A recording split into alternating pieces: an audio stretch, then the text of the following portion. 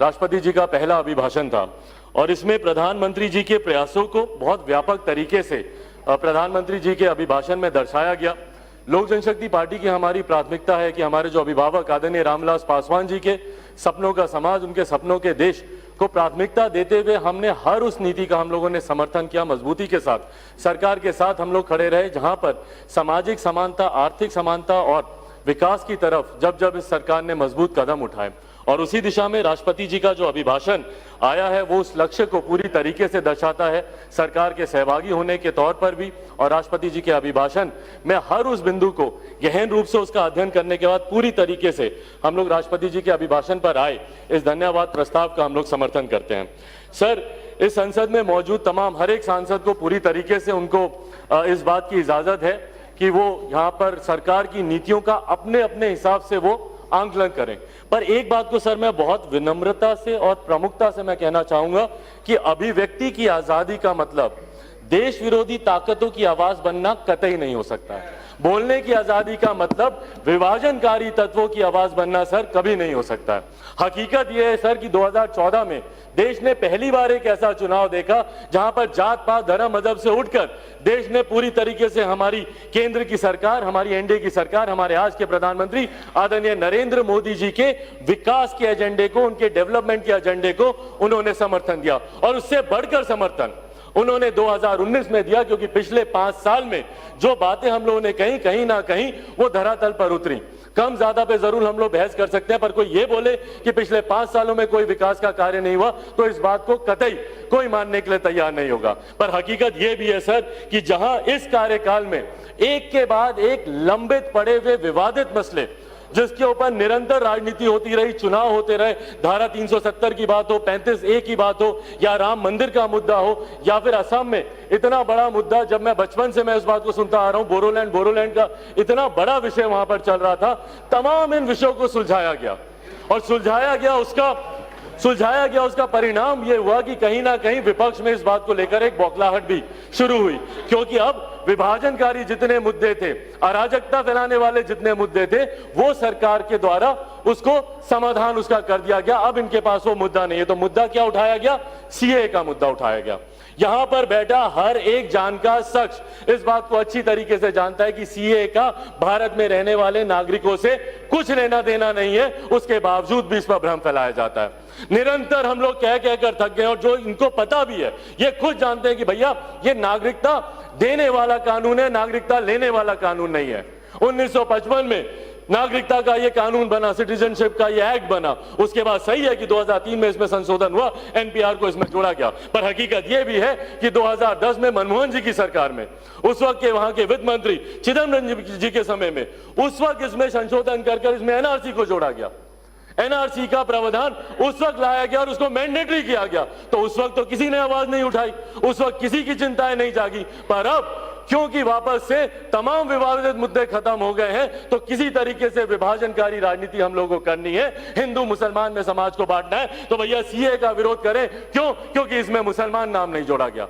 ये 3 ऐसे देशों के माइनॉरिटीज को कानून को नागरिकता देने का ये कानून है, वहां के अल्पसंख्यक समुदाय के लोगों को नागरिकता देने का कानून है। पर उसके बावजूद भारत में रहने वाले अल्पसंख्यक समाज के लोगों को जिस तरीके से इसमें भ्रमित किया जा रहा है, उनको भड़काया जा रहा है। और मासूम है वो, हकीकत है सर, मासूम है वो।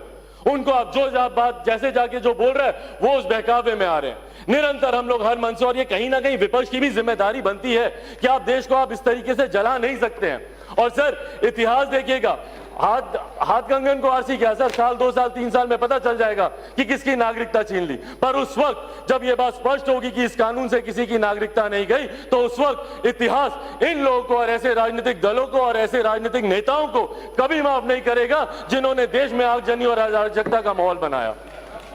सर एनपीआर की बात है, एनपीआर में हम लोगों की भी चिंता है। हम लोग गए थे गृह मंत्री जी से, हम लोगों ने बात की, उसमें 1-2 ऐसे प्रावधान है जिसको लेकर हम लोगों की भी चिंता है। हम लोगों ने बात की, उन्होंने पूरी तरीके से उसको स्पष्ट किया। उन्होंने तो यहां तक भी बोला कि उसके बाद भी अगर किसी को इस बात की शंका होती है कि भैया कोई डाउटफुल लिस्ट बन रही है, तो हम लोग फॉर्म के नीचे लिखने को भी तैयार हैं कि कोई ऐसा कॉलम जो कि नहीं भरा गया या उसमें जानकारी नहीं दी गई है, तो इसकी वजह से आपको किसी डाउटफुल लिस्ट में नहीं डाला जाएगा। मैं तो विपक्ष के साथियों से आग्रह करूंगा, बना लीजिए एक अपना प्रतिनिधिमंडल, चलिए होम मिनिस्टर के पास जाइए, वहां पे जाकर उनसे बातचीत कीजिए, जितने अपने प्रश्न उसका हल लीजिए।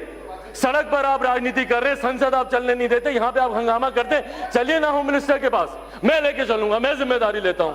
चलिए होम मिनिस्टर के पास चल के हम लोग बात करते हैं। जितने आपके प्रश्न हैं उनका जवाब आप उनसे ले लीजिए। उसके बाद भी अगर आपको लगता है कि कहीं कुछ गलत हो रहा है तो कीजिए हंगामा। एनआरसी का लेके आपने बिना मतलब के आपने हो हल्ला मना बचाया हुआ है। हमारे प्रधानमंत्री बोल चुके हैं, भैया हेड ऑफ द गवर्नमेंट है हमारे प्रधानमंत्री, मेरा विश्वास है हमारे प्रधानमंत्री पर।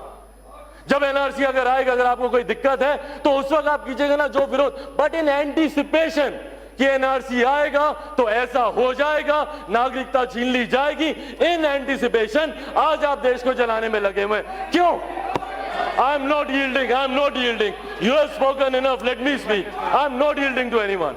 एनआरसी जब आएगा तो उस वक्त आप इन बातों को आप उठाइएगा, पर इन एंटीसिपेशन अभी से आप देश को चलाने का काम कर रहे हैं, देश में अराजकता का माहौल फैलाने का काम कर रहे हैं, एक अविश्वास पैदा कर रहे हैं आप, और जो कि किसी भी सभ्य समाज के लिए और भारत जैसे डेवलपिंग कंट्री के लिए बिल्कुल भी सही नहीं है। इसको कतई इसको जायज नहीं ठहरा सकता। और जैसा मैंने कहा, आने वाला समय अपने आप दर्शाएगा सर कि कौन सही था कौन गलत था।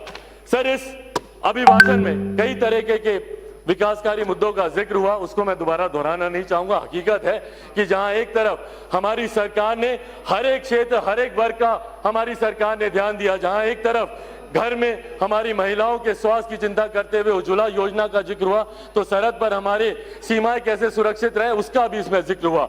आयुष्मान योजना हो, उज्ज्वला योजना हो, सौभाग्य योजना हो, हर तरीके से जहां देश के इंफ्रास्ट्रक्चर को मजबूत करने की पिछले 5-6 सालों में हम लोगों ने काम किया, तो वहीं अंतरिक्ष के माध्यम से भी कैसे हम लोग देश को सुरक्षित रखें, उस दिशा में भी सरकार ने कई महत्वपूर्ण कदम उठाए हैं, कई कार्य किए हैं, जिसका प्रमुखता से जिक्र मेरे तमाम साथी सदस्यों ने किया। मैं वो आंकड़ों में नहीं जाऊंगा, गिनाऊंगा नहीं कि कितने करोड़ उज्ज्वला मिले, कितने घर आवास मिले, कितने करोड़ आवास मिले, वो तमाम आंकड़े जनता के समक्ष और जनता जानती है। और इसीलिए पिछली बार से बड़ा मैंडेट इस बार हमारी सरकार को मिला।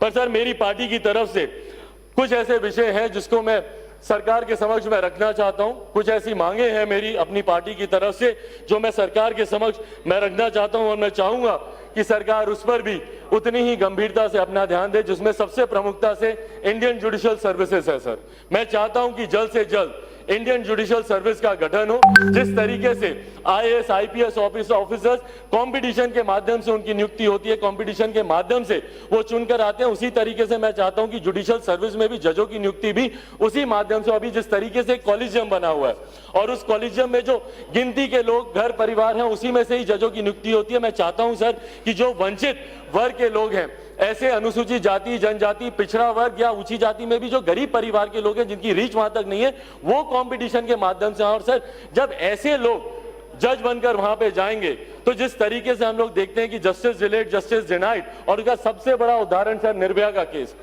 7 साल से सर वो लंबे चल रहा है। मैं तो समझ के परवाह मैं सरकार से आग्रह करूंगा कि जिन कानूनों में भी हम लोग को बदलाव करने की जरूरत है वो हम लोग को बदलाव करना चाहिए। अभी तक हम लोग सुनते आ रहे थे तारीख पे तारीख, तारीख पे तारीख, तारीख पे तारीख, अब विकल्प पे विकल्प, विकल्प पे विकल्प, विकल्प पे विकल्प, एक के बाद एक दोषियों को विकल्प मिल रहे हैं अपनी फांसी की सजा से दूर भागने का, उससे हटने का। तो मैं चाहता हूं सर कि जब ऐसे वंचित वर्ग के लोग, सर घड़ी देखकर 3 मिनट मैं शांति से बैठ जाऊंगा, मैं 3 मिनट से ज्यादा नहीं, बस 2 और मेरे विषय हैं। आप देख रहे हैं नेट्रिक न्यूज, साहस सच कहने का।